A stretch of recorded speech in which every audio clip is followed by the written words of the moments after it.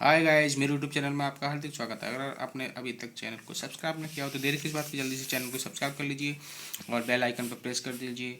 उसके बाद ऑल पर क्लिक कर दे ताकि आने वाले सभी नोटिफिकेशन आपको मिलते रहें। तो अभी हमने पिछले वाली वीडियो में इंट्रोडक्शन देखा था। अब उसके बाद 8.1 में देखते हैं व्हाट इज सेल, आखिर कोशिका होती क्या है। तो ये मैंने यहीं से उठा करके लिखा है, कोई एनसीईआरटी से बाहर नहीं लिखा है। ये क्या होती है? Structural function and fundamental unit, संरचनात्मक, क्रियात्मक और आधारभूत इकाई होती है। यही अंदर लिखा है, देखो। Unicellular organism are capable of, unicellular organism होते हैं वो क्या क्या काम कर सकते हैं। Number 1, independent existence. वो क्या करते हैं? इंडिपेंडेंट एग्जिस्ट, मतलब स्वतंत्र अपना एग्जिस्ट कर सकते हैं, मतलब क्योंकि मेटाबॉलिज्म खुद की है। एंड दूसरा काम क्या कर सकते हैं unicellular? Performing the essential function of life, और जीवन के जो जरूरी काम है, जरूरी फंक्शन है, वो सब परफॉर्म कर सकते हैं भैया। Anything less than a complete structure of cell, कोई भी चीज़ जो सेल स्ट्रक्चर से थोड़ा सा भी कम होगी तो does not ensure independent living. तो हम ये इंश्योरिटी गारंटी नहीं दे सकते कि भैया वो एक स्वतंत्र लिविंग है। Hence cell is the fundamental structure and functional unit. आ गई वही बात जो मैंने पहले लिख दिया था। इसलिए ही सेल क्या है? Is the fundamental structure and functional unit of all living organism. अब देखो यहीं से रीजन बन सकता है, ठीक है। ये जो है रीजन एंड असर्शन लिखे हैं क्रमशः, ठीक है। क्योंकि देखो, जब पहले अगर हम रीजन पढ़ लेते हैं, मतलब सेकंड स्टेटमेंट पढ़ लेते हैं, उसके बाद दूसरा पढ़ते हैं, तो हैंस से जोड़ करके चेक करते हैं कि एक्सप्लेन कर रहा है कि नहीं। जबकि अगर पहला स्टेटमेंट पढ़ लेते हैं और दूसरा बाद में पढ़ते हैं तो पहले के बाद बिकॉज लगा कर चेक करते हैं, पहले के बाद बिकॉज लगा देते हैं, दूसरा पढ़ते हैं। अगर एक्सप्लेन कर रहा है तो क्या होता है कि हाँ भाई इस दोनों सही भी हैं स्टेटमेंट और एक्सप्लेन भी कर रहा है। और अगर बिकॉज लगा के ऐसा लग जाता है साफ साफ कि हाँ ये इसका रीजन नहीं है, तो इसका मतलब है क्या कि वो जो है हम स्टेटमेंट तो सही है लेकिन एक्सप्लेन नहीं कर रहा है। तो देखो यहीं से ऐसे करके सोच बनाइए, ऐसे ही क्वेश्चन उठाता है, यहाँ से ऐसा रीजन उठ सकता है, ठीक है। पहले स्टेटमेंट में दे देगा कि cell is the functional structure and functional unit of all living organism. दूसरे स्टेटमेंट में दे देगा anything less than a complete structure of a cell does not ensure independent living. तो ये क्या है? ये एक्सप्लेन भी कर रहा है, ठीक है। अब देखो कुछ चीज़ें ये है, क्योंकि जब सेल के अंदर लिविंग रिएक्शन चलती है तभी हम उसे क्या कहते हैं? मेटाबॉलिज्म बोलते हैं, ठीक है। आउटसाइड दी बॉडी वाली तो क्या होती है? लिविंग रिएक्शन नहीं होती है, ठीक है। आउटसाइड दी बॉडी वाली, ठीक है। लिविंग रिएक्शन नॉर्मली बोल सकते हैं लेकिन लिविंग थिंग नहीं बोल सकते इसको एक तरीके से। ये ज़्यादा अच्छी बात है, ठीक है।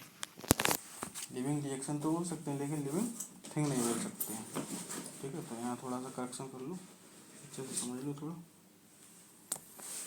तो वो लिविंग रिएक्शन तो है क्या है? ज़्यादा छोटा छोटा लिखा हुआ था इसलिए सही से लिख दे रहा हूँ थोड़ा सा, बाकी मैं बोल तो दे ही रहा हूँ, ठीक है। ये क्या लगा? हम उसे मोटाजम बोलते हैं, आउटसाइड दी बॉडी वाली लिविंग थिंग नहीं होती है, ठीक है। तो ये चीज़ जो है बायोमोलिक्यूल्स बारे में क्लियर लिखा हुआ है, ठीक। अब जो है बाकी आगे देखते हैं। ये सब हो गया यहाँ तक।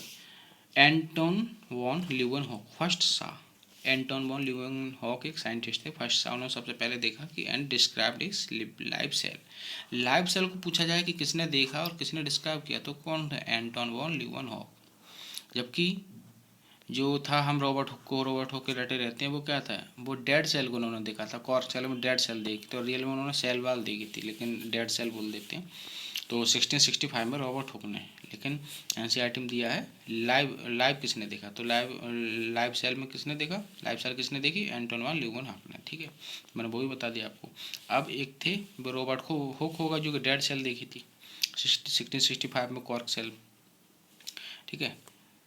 रियल में सेल वाल देखी थी। अब ये क्या रॉबर्ट ब्राउन है, वो रॉबर्ट हुक थे, ये रॉबर्ट ब्राउन। अब रॉबर्ट ब्राउन ने क्या किया? Later discovered the nucleus. Robert Brown ने बाद में न्यूक्लियस की डिस्कवरी की। The invention of the microscope, और जब सूक्ष्मदर्शी की खोज हुई तो एंड इट्स इम्प्रूवमेंट, और उसमें और भी कुछ सुधार हुए और अच्छे से उसको इम्प्रूवमेंट किया गया है। माइक्रोस्कोप में, leading to the electron microscope, उसमें और ज़्यादा सुधार करके इलेक्ट्रॉन माइक्रोस्कोप बनाया गया। Revealed all the structure detailed of the cell, और तब तो और भी छोटी छोटी स्ट्रक्चर जो सेल के अंदर थी वो भी हम देख पाने में सक्षम हो गए, वो भी हम देख सके। रॉबर्ट ब्राउन ने न्यूक्लियस देखा था, वो 1831 में देखा था, ठीक है, 1831 में, ठीक है। और बाकी जो है थोड़ा सा ये एक्स्ट्रा पॉइंट देखते हैं। Collision is a protein, collision क्या है, एक प्रोटीन है। Alpha helix and beta sheet protein के सेकेंडरी स्ट्रक्चर के अंतर्गत आते हैं। ये दोनों ही ना, अल्फा हेलिक्स पूछा जाए या बीटा शीट को बीटा प्लेटेड भी बोलते हैं। ये प्रोटीन के सेकेंडरी स्ट्रक्चर के अंतर्गत आती है, ठीक है। बायोमोलिक्यूल्स में पढ़ेंगे, कई टाइप की स्ट्रक्चर होती है, प्राइमरी, सेकेंडरी, टर्शियरी, क्वाaternary प्रोटीन की, तो उसमें सेकेंडरी स्ट्रक्चर के अंतर्गत ही आते हैं, ठीक है। यहाँ मैंने ये नोट कर लिया है। और बाकी जो सेल थ्योरी के बारे में अगली वीडियो में देखते हैं। अगर वीडियो अच्छी लगी हो तो लाइक करें, कमेंट करें, शेयर करें ज़्यादा से ज़्यादा फ्रेंड्स के साथ, ताकि सभी को वीडियो को फायदा मिल सके। बाकी वीडियो देखने के लिए बहुत बहुत धन्यवाद, बने रहिए।